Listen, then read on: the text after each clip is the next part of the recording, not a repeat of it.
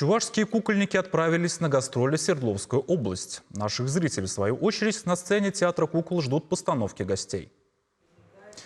Такие поездки стали возможны благодаря федеральному проекту «Большие гастроли». Наши актеры будут выступать в Новоуральске до воскресенья. Для маленьких зрителей привезли 3 спектакля – «Голубка», «Спящая красавица» и «Умка».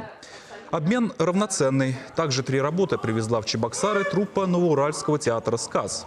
2 для самых маленьких – это «Три толстяка» и «Дюймовочка». А еще для зрителей постарше одну из самых своих успешных постановок «Черная курица» или «Подземные жители». И куклы, и артисты здесь действующие персонажи. Это удивительная и поучительная история о том, как однажды маленький мальчик спас от смерти черную курицу, оказавшуюся заколдованным министром подземного королевства. Сказка о дружбе и предательстве, полная глубокого смысла.